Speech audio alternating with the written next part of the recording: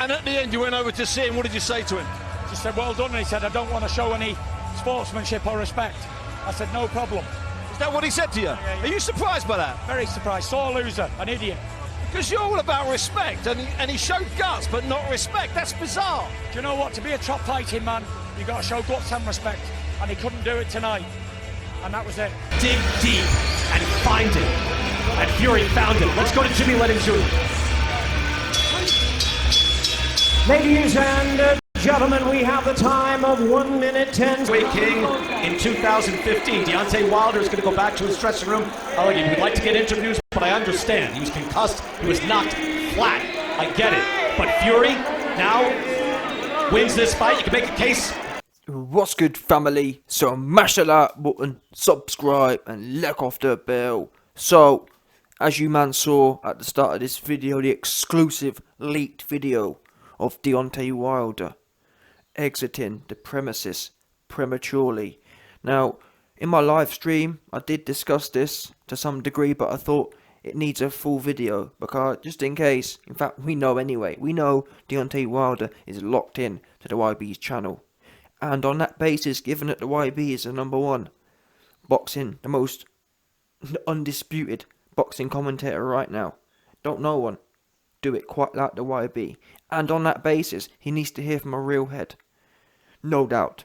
Because what we do know is, people are going to shill and defend Wilder and whatnot, but he needs to hear this from someone who's been one of his biggest detractors. Yeah? Wilder. Let me tell you right now. The fact you ran off at the end, and people were saying things like, oh, but he had to go hospital because he's super duper sick. Yeah, I'm under no illusions he's injured and he may need to go hospital. But you saw it there, in the leaked video. He put his hands in the air. Yeah? Gerald McLennan, when he was walked off, he weren't putting his hands in the air. My point is, Wilder put his hands in the air, kind of saying, I'm still a champ and whatnot. Which is fair enough and good to see. Which shows he ain't that sick. And then also, Tyson Fury himself has even said, never mind him not doing the post-fight press conference or the post-fight ring interview. Fury, on a one-to-one thing, without the cameras, went up to Wilder and said to him, what's going on? And Fury said, Wilder said that he don't respect him, he doesn't want to talk to him. That's a big no-no. Wilder's letting himself down there, after showing so much courage, so much heart. Yeah? For putting all of his peers to shame. Him and Fury tonight, but I guess you could argue more so Wilder on this occasion. Yeah, Wilder wasn't good enough tonight to push Fury to that dark place. However, what we do know is Wilder got taken to a dark place. He had no answers, he had no cardio, he had no IQ. Don't forget, Wilder's always had a low boxing IQ at the best of times. Never mind with no gas and overweight as such. But still, he battled on. He slung the right hand. He just, you know what I mean? He was using his hips, swinging left and right. In one of the last rounds, Wilder went hell for leather. Now, having said all that, having given Wilder his flowers, don't throw it away. And you're doing that right now. And from what I'm hearing, I've got another video coming soon, but I'm hearing Wilder right now, he cooking up some sort of excuse. That's why he didn't want to do post-fight. That's why he doing this super fruity thing. Yeah? You should have stayed in the ring after the fight and said, listen, I gave it my all tonight. I hope the fans appreciate that. At the end of the day, tonight, he won. Even if you don't want to say that he's the better man as such, say he won tonight. I respect that as a warrior. I put him down. It was a great back and forth fight. I thought I had him. And ultimately, I got. Yeah? Fury got me got. That's what you got to do. Everyone, your detractors included, can respect that and work with that. Don't throw this away now. On a serious note. You man know me. I didn't want to see this fight. No one wanted to buy tickets for this fight. But, I'm telling you now. If Wilder handles this the right way, everyone is going to be queuing up to watch his future fights or to watch the fourth fight kind of thing. Because people want to see that kind of viciousness, that kind of passion, that refusing to loseness. Wilder had bags of it. And the fact he came out from the jump after having his wig pushed back in the second fight, he came out on it. He won that first round clearly. I think maybe even won the first 2 rounds. But I remember the first round for sure, he dominated that round. Yes, I think Fury on hindsight was downloading information, but nonetheless, Wilder, he didn't download nothing. He came and got straight on it. Yeah, he hopped straight on Fury and tried to ride him some. And ultimately, he ended falling off, and Fury ended up riding him all the way into the end of the 11th round. But like I keep saying, I keep giving Wilder all this credit, but I don't want to see him throw it away. I don't want to see him, all that good hard work he's put in, to then leave the ring and leave the stadium and not want to engage with Fury. It'll be a big shame. Be a big loss. I can't lie to you, I've seen people like AJ and Usyk hugging and kissing. That was grotesque to me. I don't want to watch that rubbish. But after seeing a war like that, after being fully, I was shocked. That was a throwback fight for sure. Now people have been saying, or I think Frank Warren said it's the best fight ever. I don't know about that, but yeah, that's certainly a throwback. I mean, put it this way, in the last 20 years, in fact, you know what? Maybe not all time, but in the last 20 years, yeah, what heavyweight fights would you say had more oomph in it? Certainly not the last 10 years. What, David A versus Klitschko? You're having a laugh. Or even when you think about AJ and Klitschko. Nowhere near the commitment of these two men. So for Wilder to ruin it on that note, be a massive shame. So anyone in Wilder's team, sit him down and say to him, listen, another thing I want Wilder to take into account is that he talks about godliness. He says that, oh, God this, God that. Well, where's your godliness? Yes, you allege Fury cheated in the second fight. He didn't cheat this fight. Yeah? You had a fair, open playing field. And you got beat. But you lost the best way you could lose.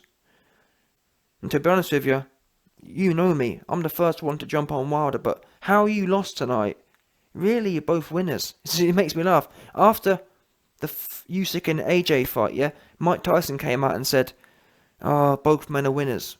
No, yeah? Both men aren't winners after that fight. That was boring and crap. Tonight, Fury and Wilder, both men are winners. You can't knock that. There's nowhere. After that fight finished, what can anyone say? He had nothing left, but yet he got up. He got up. And then even then, when he was more or less half out cold, he's still trying to get up. And I don't think he'd have made the count, but it would have been interesting if the ref hadn't waved it off, or if he'd had a 20-second count. He probably would have got. I think he would have made it up. Yeah. So take that.